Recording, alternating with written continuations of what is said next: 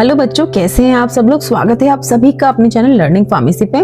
तो बच्चों, आज की इस वीडियो में हम क्योंकि अब बहुत सारे बच्चों के एग्जामिनेशन शुरू होने वाले हैं, बहुत सारे आपके कॉम्पिटिटिव एग्जामिनेशन है, बहुत सारे बच्चों के थ्योरी एग्जामिनेशन शुरू होने वाले हैं।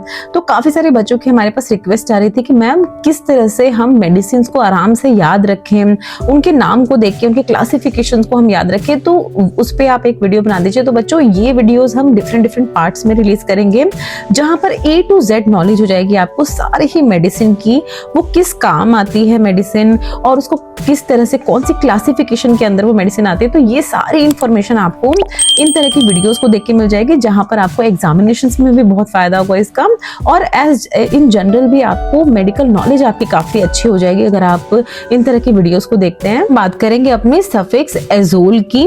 तो जहां पर भी आप देख रहे हैं एजोल यूज किया जा रहा है एज अ सफिक्स, तो आपको समझ जाना है ये एक तरह की एंटी फंगल मेडिकेशन है। देखिए, एंटी फंगल मेडिकेशन ऐसे मेडिकेशन होते हैं जो फंगल इन्फेक्शन हो जाते हैं ना हमारी बॉडी में अलग अलग जगह पे, जैसे दांत जैसे इन्फेक्शन हो जाते हैं, सोरियासिस जैसे इन्फेक्शन हो जाते हैं, तो उनमें इस तरह की एंटी फंगल ड्रग्स दी जाती हैं, जिसमें बहुत ही कॉमन एग्जांपल है। देखिए, कीटोकोनाजोल, फ्लूकोनाजोल, इकोनाजोल, माइकोनाजोल। तो इन तरह की ड्रग्स में आप देख रहे हैं इनका जो सफिक्स है ZOLE है, एजोल। इसका मतलब एक तरह की एंटी फंगल ड्रग है। कि नेक्स्ट जो हम सफिक्स की हम बात करेंगे वो है टिडिन। तो जहां पर भी आप टिडिन देख लेंगे तो इसका मतलब होता है ये H2 रिसेप्टर ब्लॉकर ड्रग्स होती हैं। बहुत ही कॉमन एग्जांपल अगर हम बात करें तो रेंटेक जो बहुत ज्यादा प्रिस्क्राइब की जाती है डॉक्टर्स के द्वारा, और जो टिडिन के एग्जांपल है तो देखिए रेनिटिडिन, सिमेटिडिन, फेमोटिडिन, रॉक्साटिडिन, इस तरह की बहुत ही कॉमनली प्रिस्क्राइब ड्रग्स हैं जो कि H2 रिसेप्टर ब्लॉकर है, H2 रिसेप्टर एंटागोनिस्ट है। तो देखिए, इन तरह की ड्रग्स करती क्या है, हमारे स्टमक में हिस्टामिन रिसेप्टर प्रेजेंट होता है जो बेसिकली एसिड को सेक्रीट करता है स्टमक में। तो बहुत बार होता है कि पर्सन को पेप्टिक अल्सर हो गया। पेप्टिक अल्सर क्या होती है, कंडीशन होती है जहां पर स्टमक में बहुत ज्यादा एसिड बन रहा होता है।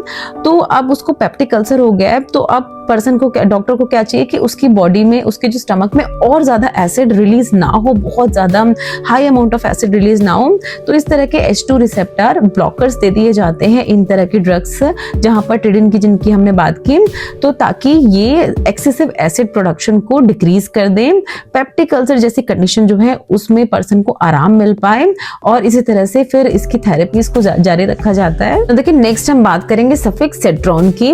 तो जहां भी आप देख रहे हैं सफिक्स सेट्रॉन, आपको समझ जाना है ये 5-HT3 रिसेप्टर एंटागोनिस्ट है। ये देखिए, जो 5-HT3 एंटागोनिस्ट होते हैं इनको नोजिया एंड वॉमिटिंग के ट्रीटमेंट के लिए बेसिकली डॉक्टर्स प्रिस्क्राइब करते हैं। नोजिया क्या होती है, कैसी कंडीशन होती है जहां पर्सन का बहुत ज्यादा जी मचल रहा होता है, उसको कुछ अच्छा नहीं लग रहा होता है, मन उसका काफी ज्यादा खराब हो रहा होता है। वॉमिटिंग, जैसे सबको पता है उल्टियां आ रही होती है पर्सन को। तो इस तरह के 5-HT3 एंटागोनिस्ट दिए जाते हैं, जहां पर आप एग्जांपल की अगर हम बात करें ऑन्डासेट्रॉन, जो कि बहुत ही कॉमनली प्रिस्क्राइब की जाती है वॉमिटिंग जैसी कंडीशन के लिए। फिर आप देखेंगे डोलोसेट्रॉन एंड ग्रेनिसेट्रॉन।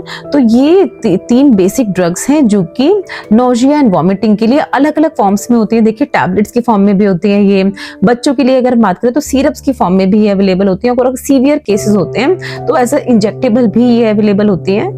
नाउ देखिए, नेक्स्ट सफिक्स जिसकी हम बात करेंगे वो है फ्लॉक्सासिन। तो फ्लॉक्सासिन आप जहां पर भी देखेंगे कि दवाई के पीछे फ्लॉक्सासिन इस्तेमाल किया जाए, तो ये एक तरह की एंटीबैक्टीरियल ड्रग है, जिसको अलग अलग तरह के जो बैक्टीरियल इन्फेक्शंस होते हैं उनकी ट्रीटमेंट में डॉक्टर्स के द्वारा प्रिस्क्राइब किए जाते हैं। यहाँ पर अगर एग्जांपल की बात करें तो सिप्रोफ्लॉक्सासिन, ओफ्लॉक्सासिन, नॉरफ्लॉक्सासिन, लीवोफ्लॉक्सासिन, ऐसे बहुत सारे एग्जांपल हैं इस कैटेगरी में। ये देखिए, अगर हम क्लासिफिकेशन की बात करें तो किस क्लासिफिकेशन में आते हैं इस तरह के फ्लॉक्सासिन, तो फ्लोरोक्विनोलोन एंटीबायोटिक्स की क्लासिफिकेशन में आते हैं ये सारे ही ड्रग्स। और ये बहुत सारे एग्जामिनेशन में आपसे पूछे जाते हैं कि ये सारी ड्रग्स कौन सी कैटेगरी की, तो आपको याद रखना है फ्लोरोक्विनोलोन्स एंटीबायोटिक की कैटेगरी होती है इनकी। नाउ देखिए, नेक्स्ट हम बात करेंगे अपने सफिक्स निडाजोल की। तो ये जो निडाजोल जैसे सफिक्स की जो मेडिकेशंस होती हैं ये एंटी अमोइबिक ड्रग्स की कैटेगरी में आती है। एंटी अमोइबिक ड्रग्स ऐसी ड्रग्स होती हैं जो कि अमोइबिक इन्फेक्शन जो होता है, जिसमें जो basically basically parasite and amoeba histolytica की वजह से होता है। इन तरह की इन्फेक्शंस में क्या होता है, देखिए अगर हम बहुत ही साइंटिफिक लैंग्वेज में ये मैं बात कर रही हूँ, अगर हम बहुत ही बेसिक लैंग्वेज में बात करें तो पेट में जो कीड़े वगैरह हो जाते हैं ना, जहाँ पर पेट में बहुत ज्यादा किसी भी पर्सन को दर्द हो रहा है, बहुत सारे बच्चों के केस में ये देखा जाता है, और दर्द के साथ साथ उसको लूज मोशन भी लग गए हैं, तो इन तरह की कंडीशन में, इन तरह के पैरासाइटिक इन्फेक्शन में इस तरह के एंटी एमोइबिक ड्रग्स दी जाती है, जहां पर बहुत ही कॉमन एग्जांपल है मेट्रोनिडाजोल का। मेट्रोनिडाजोल की जो सिरप्स होती हैं वो अवेलेबल होती है बच्चों के लिए। अगर बड़ों की बात करें तो बड़ों के केस में टैबलेट्स अवेलेबल होती हैं। और अगर इसकी और एग्जांपल हम देखें इस निडाजोल कैटेगरी में, तो ऑर्निडाजोल, टिनिडाजोल, तो ये सारी ही ड्रग्स हैं जो इस तरह के जो डाइसेंट्रिक इन्फेक्शन होते हैं उनमें इस्तेमाल की जाती हैं। नाउ देखिए नेक्स्ट हम बात करेंगे अपने सफिक्स ट्रिप्टेन की। तो जहां भी आप ट्रिप्टेन देखेंगे आपको समझ जाना है ये मेडिकेशन माइग्रेन के लिए दी गई है। माइग्रेन क्या होती है, देखिए ये एक ऐसी कंडीशन होती है जहां पर्सन के हेड में, सर में बहुत ज्यादा तेज दर्द हो रहा होता है। ये जो आम दर्द होते हैं उनसे बिल्कुल ही अलग होता है। बहुत बार होता है कि एक ही जो हेड का एक साइड होता है उसी साइड पे बहुत ज्यादा पर्सन को दर्द हो रहा है, और दर्द के साथ साथ क्या हो रहा है, उसको नौजिया जैसी कंडीशन यानी उसका जी भी मचल रहा है। बहुत सीवियर केस में उनको वॉमिटिंग यानी उल्टी भी आने लगती है, और लाइट और साउंड से सेंसिटिविटी हो जाती है पर्सन को, मतलब लाइट में उसको जाने का ज्यादा मन नहीं करता। साउंड अगर थोड़ा सा भी साउंड है तो उसके कानों में बहुत ज्यादा चुभता है वो साउंड। तो इस तरह के कंडीशन को कहा जाता है माइग्रेन, सीवियर हेडेक जैसी कंडीशन को। तो इसको ट्रीट करने के लिए जो ड्रग्स दी जाती हैं उनमें आप ज्यादातर देखेंगे कि ट्रिप्टेन आ रहा है उनके सफिक्स में, जैसे सुमाट्रिप्टेन, राइजाट्रिप्टेन एंड नाराट्रिप्टेन। ये बहुत ही कॉमन एग्जांपल है माइग्रेन ड्रग्स के। ना देखिए नेक्स्ट सफिक्स जिसकी हम बात करेंगे वो है प्रोफेन। तो जहां भी आप किसी भी मेडिकेशन के एंड में प्रोफेन देख रहे हैं आपको समझ जाना है ये non steroidal anti inflammatory drug category की ये जितनी भी है मेडिकेशंस वो होती हैं। इनको बेसिकली देखिए ये analgesic, antipyretic and anti inflammatory drugs होती हैं। एंटी इंफ्लेमेटरी जो भी इन्फेक्शन इस तरह की चीजें हो जाती है हमारी बॉडी में उसकी ट्रीटमेंट के लिए दी जाती है इस तरह की non steroidal anti inflammatory drug, जिनमें बहुत ही कॉमन एग्जाम्पल आप देखेंगे आइबुप्रोफेन का, कीटोप्रोफेन का एंड यहाँ पर फ्लर्बेप्रोफेन भी होती है। तो ये मेडिकेशंस होती हैं जो कि अगर पर्सन को किसी तरह का दर्द हो रहा है कि पर्सन की बॉडी में, आइबुप्रोफेन बहुत ज्यादा दी जाती है। बहुत ही कॉमनली ओवर द काउंटर भी अवेलेबल होती है काफी सारी कंट्रीज में।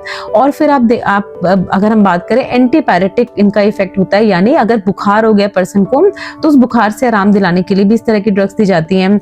एंड एंटी इंफ्लेमेटरी यानी अगर बॉडी के किसी पार्ट में सूजन आ गई है तो उस तरह की सूजन से भी आराम दिलाने के लिए इस तरह की non steroidal anti inflammatory drugs prescribe की जाती हैं डॉक्टर्स के द्वारा। आई होप आपको कुछ नया सीखने को मिला होगा इस वीडियो से, और भी ऐसी बहुत सारी वीडियोस मैं अपने चैनल पे लेके आती रहूंगी आप सभी के लिए। और तब तक हमारे चैनल को सब्सक्राइब जरूर कर लें और बने रहें हमारे साथ इसी तरह से हमारी इस जर्नी में। Thank you so much for watching this video.